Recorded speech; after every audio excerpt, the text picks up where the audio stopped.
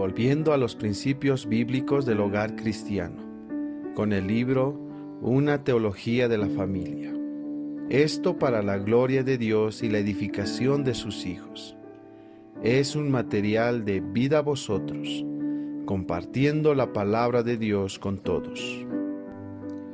Capítulo 1. La adoración familiar.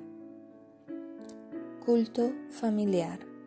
Escrito por Arthur W. Pink, 1886 a 1952. Existen algunas ordenanzas y medios de gracia exteriores que son muy importantes y están claramente implícitos en la palabra de Dios, pero para los cuales tenemos pocos, si acaso algunos preceptos claros y positivos que nos ayuden a ponerlos en práctica. Más bien, nos limitamos a recogerlos del ejemplo de hombres santos y de diversas circunstancias secundarias. Se logra un fin importante por este medio, y es así que se prueba el estado de nuestro corazón. Sirve para probar si los cristianos profesantes descuidarán un deber claramente implícito por el hecho de no poder citar un mandato explícito que requiera su obediencia. Así, se descubre el verdadero estado de nuestra mente y se hace manifiesto si tenemos o no un amor ardiente por Dios y por servirle. Esto se aplica tanto a la adoración pública como a la familiar. No obstante, no es difícil dar pruebas de la obligación de ser devotos en el hogar. Considere primero el ejemplo de Abraham, el padre de los fieles y el amigo de Dios. Santiago 2:23. Fue por su devoción a Dios en su hogar que recibió la bendición de «Porque yo lo he conocido, sé que mandará a sus hijos y a su casa después de sí, que guarden el camino de Jehová, haciendo justicia y juicio». Génesis 18:19. El patriarca es elogiado aquí por instruir a sus hijos y siervos en el más importante de los deberes, el camino del Señor. La verdad acerca de su gloriosa persona, su derecho indiscutible sobre nosotros, lo que requiere de nosotros. Note bien las palabras que mandará, es decir, que usaría la autoridad que Dios le había dado como padre y cabeza de su hogar para hacer cumplir en él los deberes relacionados con la devoción a Dios. Abraham también oraba a la vez que enseñaba a su familia. Donde quiera que levantaba su tienda, edificaba allí un altar a Jehová. Génesis 12:7 y Génesis 13:4. Ahora bien, mis lectores, preguntémonos, ¿somos linaje de Abraham si no hacemos las obras de Abraham y descuidamos el serio deber del culto familiar? Gálatas 3:29 y Juan 8:39. El ejemplo de otros hombres santos es similar al de Abraham.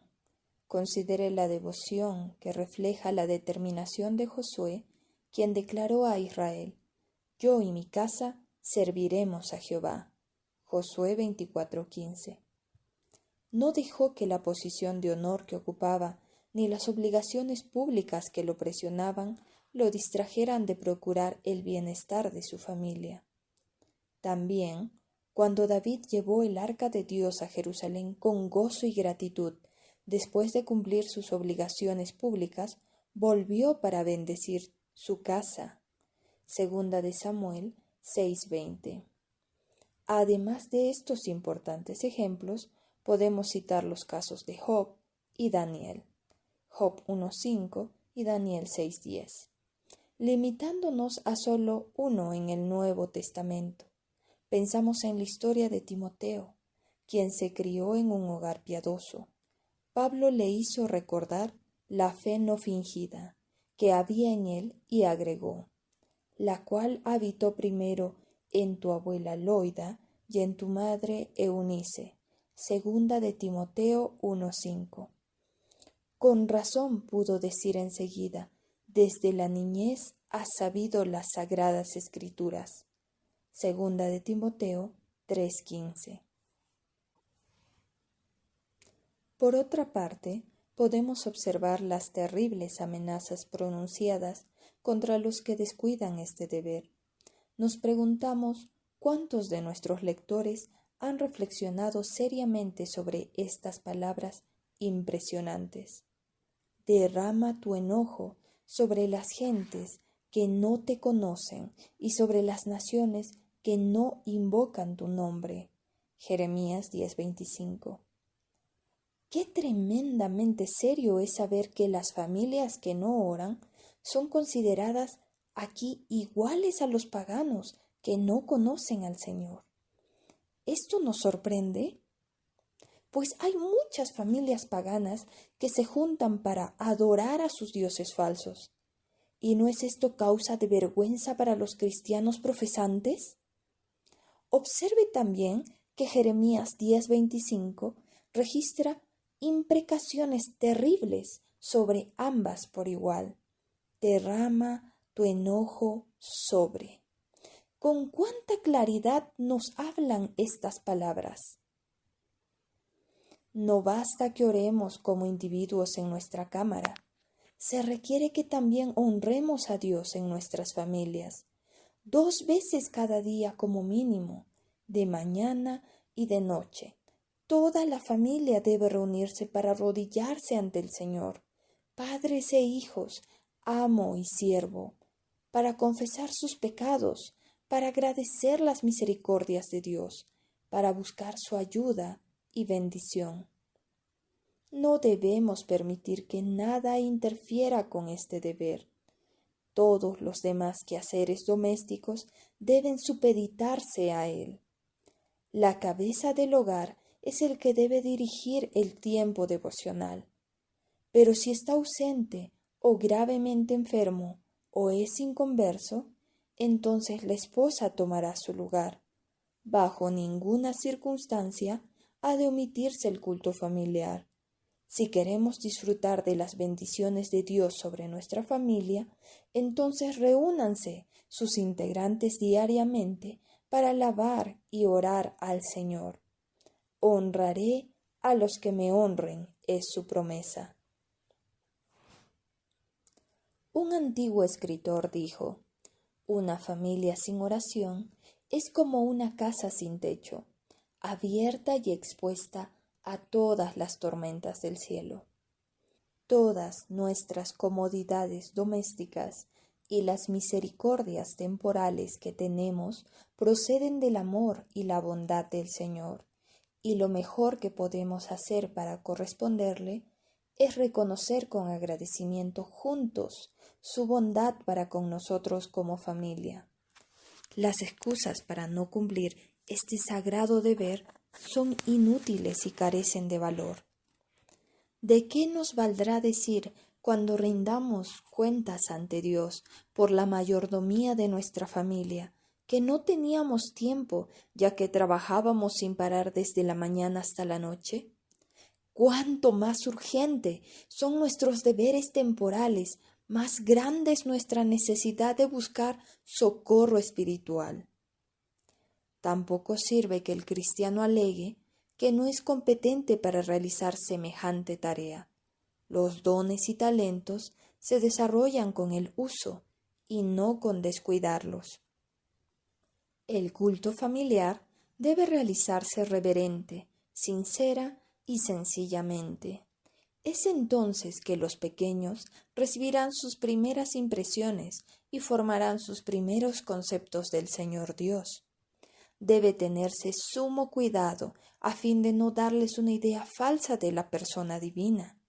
Con este fin debe mantenerse un equilibrio entre comunicar su trascendencia y su inmanencia, su santidad y su misericordia, su poder y su ternura, su justicia y su gracia.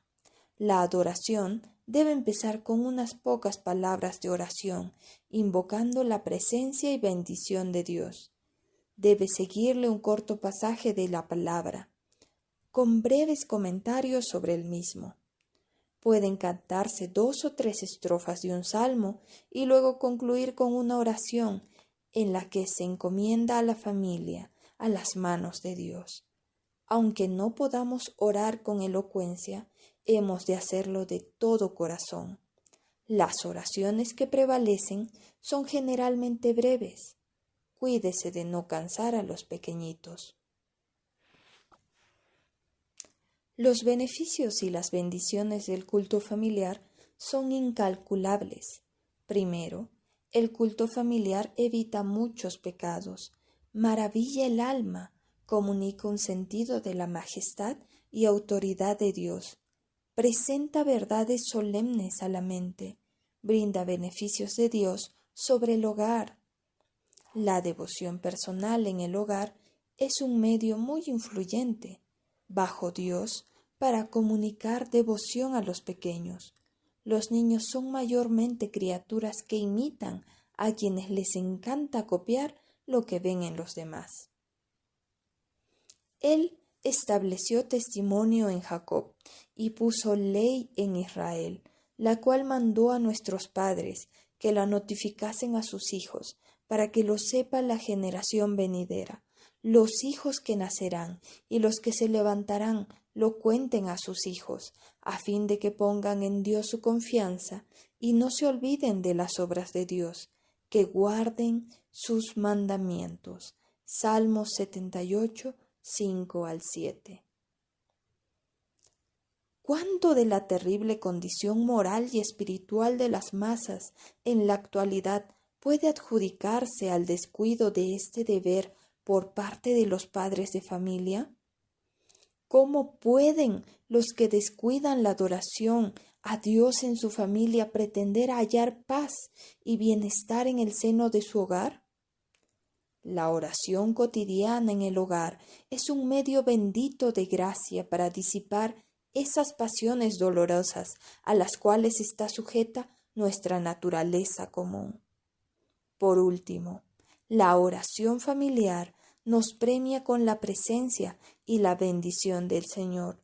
Contamos con una promesa de su presencia que se aplica muy apropiadamente a este deber. Vea Mateo 18, 19 al 20. Muchos han encontrado en el culto familiar aquella ayuda y comunión con Dios que anhelaban y que no habían logrado en la oración privada. Tomado de Family Worship, Culto Familiar, reeditada por Chapel Library. A.W. Pink, 1886-1952. Pastor, maestro itinerante de la Biblia. Autor, nació en Nottingham, Inglaterra. Deseamos profundamente un avivamiento de la religión doméstica. La familia cristiana era el baluarte de la piedad en la época de los puritanos. Sin embargo, en estos tiempos malos, centenares de familias de pretendidos cristianos no tienen adoración familiar, no tienen control sobre los hijos en edad de crecimiento ni instrucción, ni disciplinas saludables. ¿Cómo podemos esperar ver avanzar el reino de nuestro Señor cuando sus propios discípulos no les enseñan su evangelio a sus hijos? Charles Spurgeon.